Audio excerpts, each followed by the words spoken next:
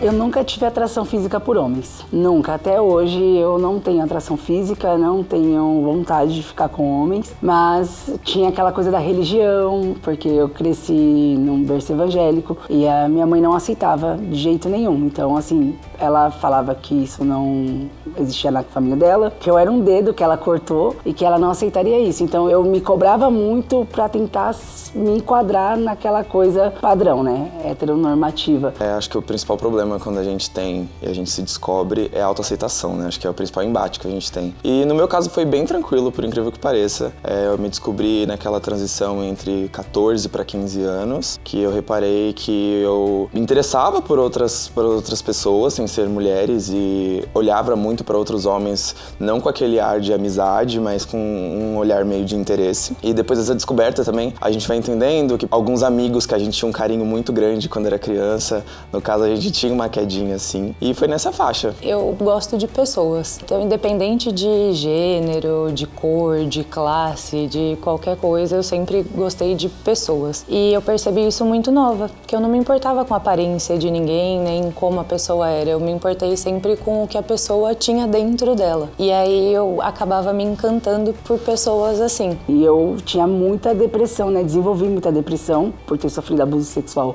quando eu era criança, dos 6 aos 10 anos, então já tinha aquela repulsa um pouco por homem, né? Um pouco não, muito, mas eu tentava. Mas não era a minha praia, eu gostava de garotas mesmo. Eu me reconheço como bissexual desde os meus 14, 15, só que veio ao conhecimento da minha família no ano passado, eu com 21. Já aconteceram diversas coisas daquele quase descobrir, mas eu nunca sentia que era o momento certo de falar, assim. Já teve uma época de, por exemplo, sabe aquela época que tinha os eventos no Facebook, que você marcava interesse ou presença? E era a época do carnaval e tinha os blocos LGBTs, eu marquei presença, chegou num primo meu, que contou pro meu irmão, que contou pro meu pai. E, enfim, foi um caos na minha família, e eu percebi esse caso, eu falei, agora não é hora de eu falar. Eu não comentei com a minha família é mais fechada, né, nessas questões, então eu não falava sobre a minha sexualidade, tanto que meu pai e minha mãe só souberam de pessoas com quem eu namorei, nunca souberam de pessoas com quem eu só dei uns beijinhos, com quem só me relacionei, assim. E aí, pra eles, quando eu me assumi efetivamente, né, namorando com uma mulher, acho que foi um choque, porque até então eu só tinha me relacionado amorosamente com homens. Sim, minha mãe acabou descobrindo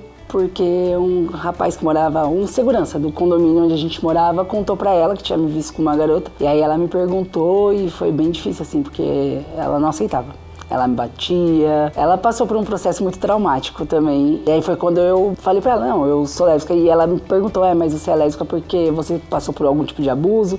E foi a primeira vez que eu tive coragem de contar que eu tinha sido abusada. Só que eu não me sentia lésbica por ter sido abusada. Eu acho que isso fez parte também, porque eu acho que acho que é tudo, né? Faz parte, né? Do ser humano que a gente se torna. Mas ela achava que era porque eu tinha sido abusada ou que eu queria chocar um pouco a família. Mas não era aceita. A única pessoa que me aceitou assim de cara foi minha irmã. O resto da família recusava, assim, negava e não era bem aceita. Mas eu vim falar de fato, assim, pra minha mãe, que é a pessoa que eu convivo, que eu moro, que é o meu principal problema.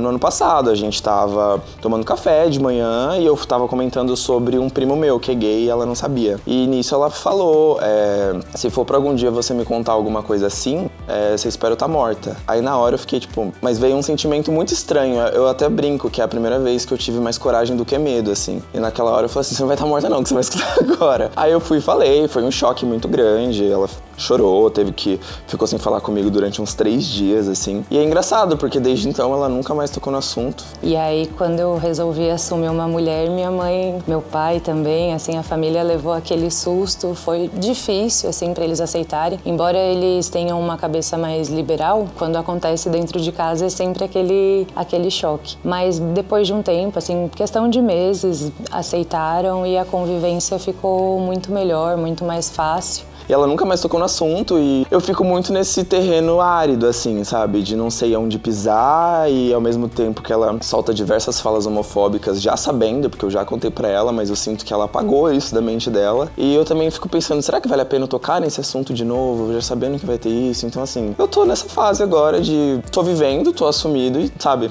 Porque também depois de um tempo você percebe que a partir do ponto que você conta, a forma como a pessoa reage diz muito mais sobre ela do que sobre você, né? Então, tipo assim, a partir do momento em que eu falo, o peso sai de mim, vai pra ela. Como ela reage, já é problema dela.